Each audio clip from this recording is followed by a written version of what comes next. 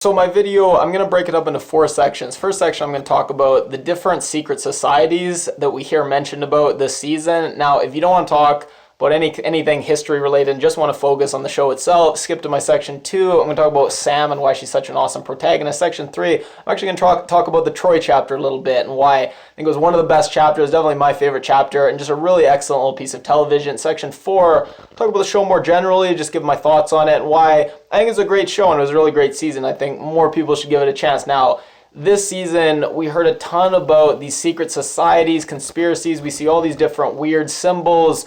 And at one point, we see a list with 9 or so different secret societies on them. Now, 5 or 6 of them are real. Some of them may be loosely based on other things. I want to talk about the 5 or 6 major ones. I'm going to start with the Knights Templars. Now, they were definitely a real organization back during the Crusades. There were all these Christians. They were making pilgrimage trips to the Holy Land, to Jerusalem. And the Knights Templars, they would be the guards. And they would go with these pilgrims and they would ferry them along the way. Now, eventually they got involved in the Crusades. They're very skilled fighters. They're kind of like the Pope's special army, kind of the special forces. Now, the official story goes they left the Middle East, came back to Europe, linked up with the King of France, eventually ran afoul of the King of France and the Pope. The King of France turned against them, put them all to death, disbanded them, and that's where the official story ends. Now, a lot of people still think they're still around, they operate, and the most famous conspiracy theory, very famous Da Vinci Code books and movie, the Knights Templars, their goal was to protect the descendants of Christ. So the story goes that Jesus, he actually had children with Mary Magdalene. They fled after Jesus was crucified. Mary Magdalene fled with the children, and we still have today somewhere descendants of Christ's bloodline. And the Knights Templars, their actual mission and why they were founded, or at least a schism somewhat related to the Templars, it's their mission to protect the descendants of Christ. Now, very controversial, but again, it's a conspiracy theory. Now, talk about the Bilderbergs a bit. Now, the Bilderbergs, again, it's a real thing. Every year, a bunch of powerful people, they all meet together. No journalists are allowed, and all the members, all these different, and they're normal people that you'd know, they're CEOs, politicians, they all meet, and they're all sworn to secrecy. None of them are allowed to talk about what was talked about at the meeting. Now, the people who go to the meeting, they say, look, it's just a meeting where, for the first time, people that are very powerful are allowed to speak freely on these issues because there's no journalists that are going to twist their words. There's no one's allowed to go and spread what someone else said and then kind of use it to influence economics. It's just a place where actually we can have the smartest, the brightest people all meet up and finally speak freely and honestly and maybe get some dialogue back and forth on these issues. Now, obviously there's many conspiracy theories, but as far as the Bilderberg, it's actually a meeting, it's not a group. So the group associated with the Bilderbergs would be probably New World Order, maybe Illuminati. I'll get to them in a second. Now, the Bilderberg meetings, they've taken place since the 1950s, so a while now. And you know what? Just why wait? Let's talk about the Illuminati. Now, the real history of the Illuminati in Germany in the 1800s in Bavaria, there was just a guy, and he was at a university, and there was the priests, the Catholic priests. They dominated all these positions, and he was kind of a young upstart trying to break in, and he was having trouble because there's such a domination by the priests. So he started trying to gather like-minded people to kind of fight the Catholic dominance in his university, and he just started gathering people, and the secret society started developing, became quite large and quite influential, and eventually the leader of this Bavarian region, he outlawed all secret societies. They clamped down. The guy who founded it went into exile, and again, this is where the official history of the Illuminati ends, but the mythology definitely continues, and it's probably the most famous conspiracy theory. If you see the eyes, the pyramids, this is all Illuminati imagery, so definitely has a hold in the popular consciousness. Now, the Elders of Zion, this is the most peculiar addition on this list. I'm not sure whose idea it was, whose oversight. So the Elders of Zion in around the 1900s, we have Russian government, the aristocracy, the czars, and the peasants. They're demanding liberalization and democracy against the old kings. And the kings, they want to discredit liberalism, democracy. So what they do is there was this book written, and it was supposed to be this dialogue between Machiavelli, everyone knows Machiavelli, ends justify the means. People are going to know Machiavelli is very, very ruthless. And Machiavelli was talking to Montesquieu, another famous philosopher. It's a fake conversation. And Montesquieu's arguing for liberalism and democracy. And Machiavelli is like, no, we can't have democracy. And saying all these very Machiavelli-like things. Now, what the Russian kings did is the czars, they took all these quotes that are very, very nasty quotes, and they just said, look, we found this document and rather than Machiavelli, they changed his name to the Elder of Zion. And it was supposed to be this secret Jewish organization kind of teaching its younger members, this is how we're going to achieve world domination. And this is international Jewry. We're going to take over all these different civilizations by dominating the banks, the media. And the media is important because after it was revealed that, large parts of this document, which is the Protocols of the Elders of Zion, that's the name of the document, large parts of the document were just lifted from this imaginary dialogue between these two ancient philosophers.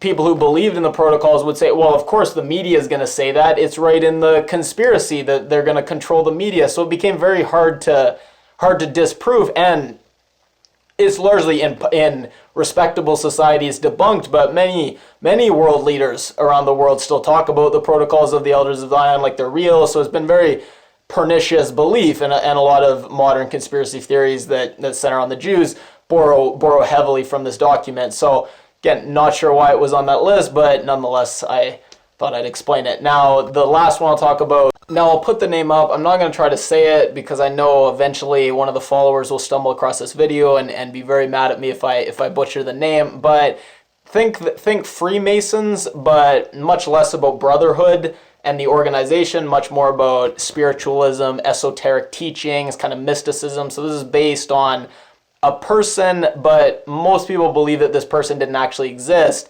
that sometime around 13th century, he traveled to Egypt, traveled around Africa, traveled to the Middle East a bit, and he learned all this esoteric knowledge and wisdom, came back to Europe and founded monastery and started founding this order and then passing down these teachings. So basically, this is just an organization who believes that there's these secret teachings that can unlock the hidden mysteries of the universe, and it's been passed down from this original person who learned it in the Near East. And now I'll stop there, I gotta cut myself off, but noticeably absent were the Freemasons and Skull and Bone Society, but that's a whole nother thing. Now, let me talk about Sam a bit, why I think she's such an awesome character, other than having the most gifable facial expressions of maybe any actress.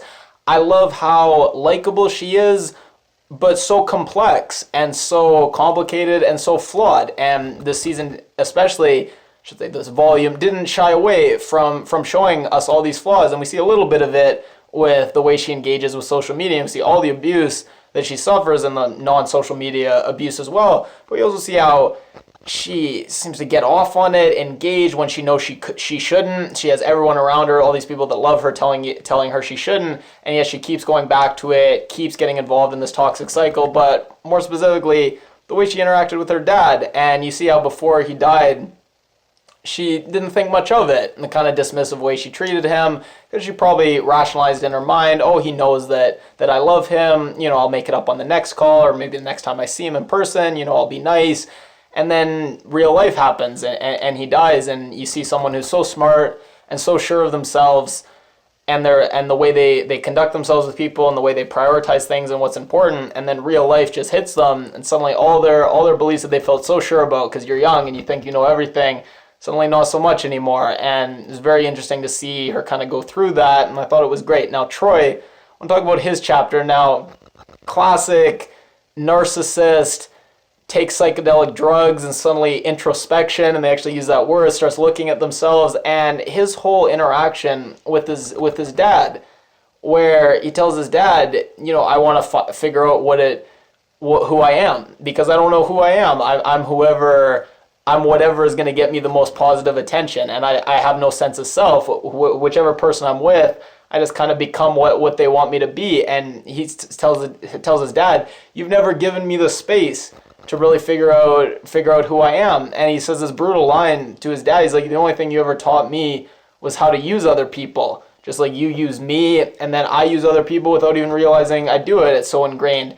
And just when you think it's going to be a one-sided interaction, his dad takes the joint, first of all, just shocks. He says, am I still tripping? And then he says, just remember all this finding yourself. Okay, that's fine. But remember, this is the world you're finding yourself in. He pulls up the poster where it says, lock him up. And it's just very wise fatherly thing to say that, yeah, it's good to find yourself, all well and good, but it's a dangerous world, and sometimes you need someone like a father who's gonna protect you as well. So just fantastic little arc we saw for Troy, so much packed into one episode, and I love how it ended with him doing his stand-up, and you kind of got a sense of what he could be and the positive that he could give the world if he could just kind of get over himself, get over his hang-ups.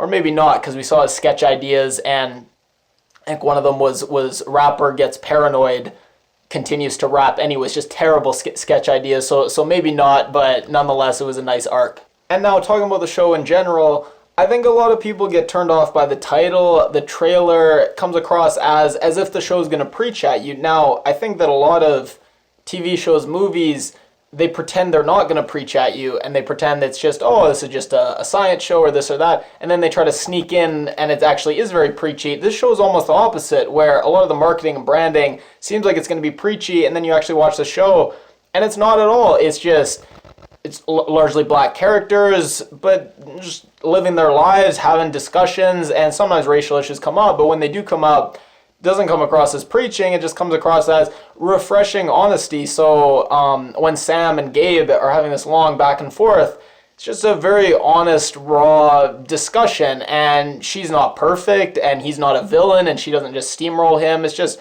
surprising amount of honesty, and you hear these honest lines. I think a character says at one point, if you benefit from racism, that makes you a racist. Now, it's something that I think a lot of people on the left believe, but that's not something that's said a lot, because they know that most people wouldn't agree with that. Most people, there'd be backlash, so they'll operate under that assumption, but they won't really come out and say that's our definition of what a racist is. So the fact that this show, at least it's saying, and there's that honesty, I think you have to respect it. Now, another thing I want to talk about, somewhat different, is the style. It's very alternative college style, but I love it. I'm going to put some photos up, and just, if you look at all these different, whether it's the necklaces, the outfits, the throw pillows, the wallpaper, the posters, it's just a really visually some great style, and a very unique style that you don't see on a lot of other shows. And another thing I really liked, some of the chapters I really responded to, some of the chapters not so much. The Lionel chapter is really the only ones I didn't really respond to, but the reason I like that is I think sometimes shows that they try to think every episode has to kind of have something for everyone, and it makes all the episodes kind of lukewarm